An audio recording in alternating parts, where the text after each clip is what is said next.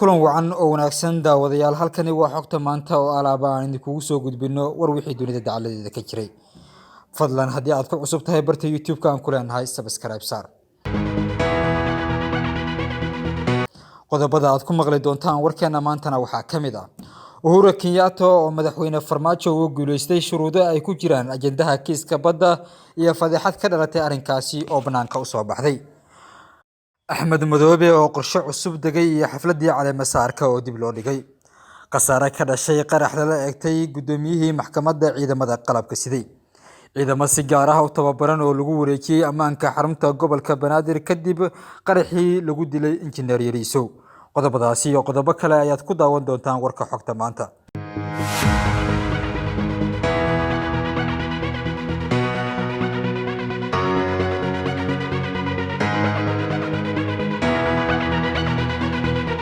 aynu ku bilaabanaa daawadayaal Uhuru Kenyatta ayaa madaxweynaha Soomaaliya uga guuleystay shuruudo ay ku jireen ajendaha kiiska badda iyo fadeexad ka dhalatay arrinkaasi madaxweynaha Soomaaliya mudane Maxamed Cabdullaahi Farmaajo ayaa ugu dambeyntii u hoggaansamay ajendaha iyo cadaadiska dalka Kenya ee ahaa in wada hadal laba dhinac ah lagu dhameeyo muranka badda ee yaalla maxkamadda ICJ kulanka oo ay dowladda Kenya u soo martay midowga Afrika iyo gudoomiyaha midowgaasi Cabdifataax Al-Sisi ayaa xalay waxa uu ka dhacay magaalada New York ee xarunta qaramada midoobay waxaana kulanka fadhiyay madaxweynaha Soomaaliya mudane Maxamed Cabdullaahi Farmaajo madaxweynaha Kenya Uhuru Kenyatta iyagoo ka wada hadlay muranka badda xiriirka labada wadan iyo arrimaha gobolka ila ku sugan magaalada New York oo ka dhacayo shirka Jimciyadda Quruumaha ka dhaxaysa ayaa warbaahinta xogta maanta waxay u xaqiijiyeen in Kenya ay maalmahan raadinaysay la kulanka wafdiga Soomaaliya laakiin Muqdisho ay shardi ka dhigtay in ajendaha laga saaro arrinta muranka badda taasi oo sida muuqata Kenya ay uga guuleysatay Muqdisho oo ajendihii kiiska badda waxa uu qayb ka ahaa kulanka ama arrimihii looga hadlay miiska wada hadalka ee u dhaxeeyay madaxweynaha Kenya iyo madaxweynaha Soomaaliya oo u dhexdhexaadinayay madaxweynaha Masar Cabdicasiis Al-Sisi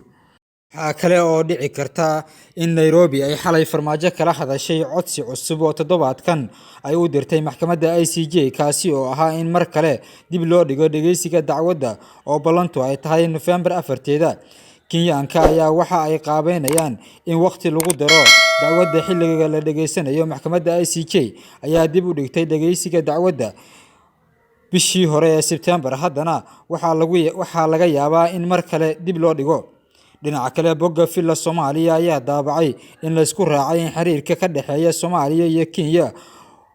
lagu soo celiyo heerkii uu taagnaa bishii Febraayo ee sanadkan lana qaado talaabooyin diblomaasiyadeed oo lagu dhisayo kalsoonida labada dawladood iyo shacabka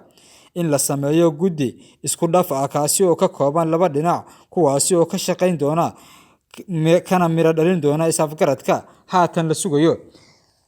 sidoo kale Villa Soomaaliya waxa ay sheegeen in la isla afgartay in kiiska badda go'aankiisa loo daayo maxkamadda cadaaladda adduunka taasi oo la isku waafaqay in laga dhowrsado wax walba oo keeni kara kala fogaado shucuubta gobolka dadaalna loo geliyo sidii la isku dumi lahaa argagixisadana dagaal loola geli lahaa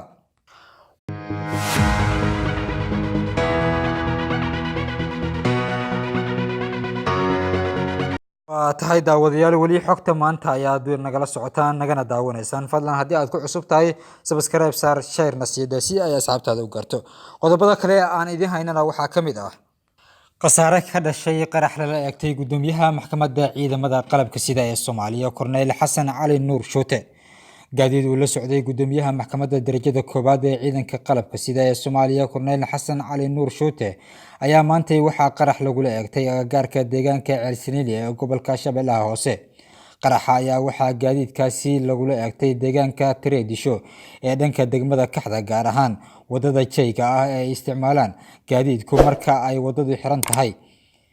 gudoomiyaha iyo saraakiisha la socotay ayaa waxa ay ka yimaadeen xiro ciidan oo ka tirsan kuwa militariga Soomaaliya ay ku leeyihiin deegaanka Ceelsinili oo xalay uu ku hoyday halkaasi oo maalmo ka hor ay weerareen ururka Al-Shabaab saraakiisha ciidan oo la socotay ayaa xogta maanta waxay u sheegeen in gudoomiyuhu uu bad qabo haatan hase yeeshee uu burburay mid ka mid ah gaadiidka uu la socday kaasi oo la sheegay inuu lahaa xeeryaalayaha maxkamadda ciidanka qalabka sida oo lagu magacaabo Buule. Wararka ayaa waxay intaasi ku darayaan in qaraxaasi ay ku dhaawacmeen 2 askari oo ka mid ahaa ciidamada wafdiga la socday iyo qof shacab ah oo halkaasi marayay. ilaa iyo hadda qaraxaasi kama aysan hadlin maxkamadda darajada koowaad ee ciidanka qalabka sida. Sidoo kale wax wara kama uusan dhihin Korneyl Xasan Cali Nuur Shoote iyo waliba hay'adaha amniga.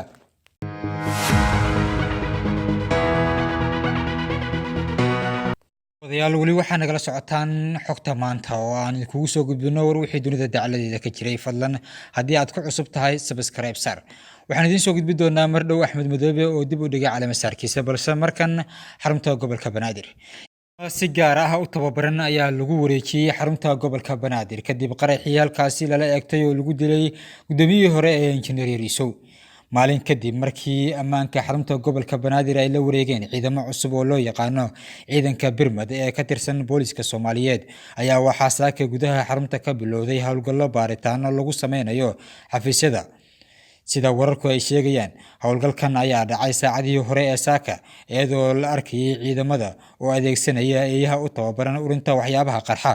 baaritaanka ka socday xarunta gobolka Banaadir ayaa yimid iyadoo maanta ay kulan ku leeyihiin gudoomiyaha gobolka Banaadir iyo gudoomiyaasha degmooyinka oo sida caadiga ah kulan ku qaata maalinka Arbacada ah.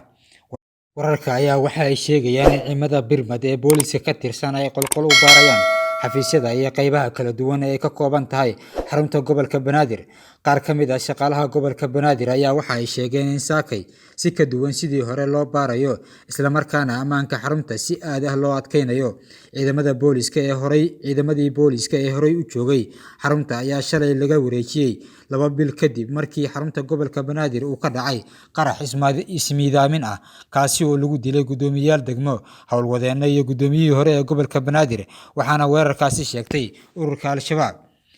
daawadayaal wali waxaad naga daawanaysaan xogta maanta. fadlan haddii aad ku cusub tahay page-kan subscribe sar, si share garee, saaxiibadana gaarsi. qaybihii dambe ee warkeena ayaan isla soo gaarnay. markana Axmed Madoobe ayaa soo saaray qorshe cusub oo caleemasaarka xafladiisa ah, waxaana sheegay in dib loo dhigay xafladaasi. war qoraal ah oo goordhow ka soo baxay xarunta madaxtooyada maamulka Jubbaland ayaa lagu sheegay in dib loo dhigay xafladda caleemasaarka madaxweynaha maamulka Jubbaland Axmed Madoobe oo lagu waday in ay dhacdo maalinka berri ah kana dhacdo magaalada Kismaayo. madaxtooyada Jubbaland oo qoraal ka soo baxay ayaa waxaa lagu sheegay in sababta dib loogu dhigay munaasabadda caleemasaarka ay tahay kadib markii dowladda federaalka ee Soomaaliya ay suurtaag ku sameysay ka mid ah wufuud loogu talagalay inay ka qayb galaan munaasabadda kuwaasi oo lagu casuumay. Jubbaland ma aysan shaacin xilliga la qaban doono munaasabadda caleemasaarka ah oo ay baajiyeen maantay, waxayse sheegeen in la qaban doono munaasabadaasi. intan ayaa waxa ay noqonaysaa mid niyad jab ku noqonaysa maamulka Jubbaland oo uu hadda hogaamiyo Axmed Madoobe. warqadda la soo saaray ayaa waxaa ciwaankeedu ahaa una qoreed sidan: dib u dhigis xafladda munaasabadda caleemasaarka madaxweynaha dowlad goboleedka Jubbaland. dowlad goboleedka Jubbaland waxa ay halkan ku wargelinayaan dhammaan marti sharaftii iyo wufuudii lagu casuumay shacabka dowlad goboleedka Jubbaland, ummadda Soomaaliyeed iyo beesha caalamka in muddo kooban dib loo dhigay xafladda munaasabadda caleemasaarka madaxweynaha Jubbaland oo lagu waday inay dhacdo Sebtembar 26, 2019 oo ku beegnayd maalinka berri ah. dib u dhigista xafladda munaasabadda caleemasaarka ayaa timid kadib markii si sharci darro ah xukuumadda federaalka ee Soomaaliya ay isku hor istaagtay wufuud iyo marti sharaf lagu casuumay inay ka soo qayb galaan munaasabadda oo ay ka mid ahaayeen madaxweynayaashii hore ee dalka, xubno labada gole ee baarlamaanka Soomaaliya iyo marti kale oo ka fara badan intaasi. falkan sharci darrada ah ayaa waxaa wehelinaya ciqaab wadareed iyo xayiraad xukuumadda federaalka ee Soomaaliya ay ku sameysay shacabka dowlad goboleedka Jubbaland. sidaasi ay warqadii ay soo saareen maamulka Jubbaland. daawadayaal intaasi ayuu nooga egyahay war wixii maanta dunida dacaladeeda idinka soo gaaray. fadlan haddii aad ku cusub tahay barta YouTube-ka aan ku leenahay subscribe sar, si markasta uu kuu soo gaaro xog wixii dunida dacaladeeda ka jira.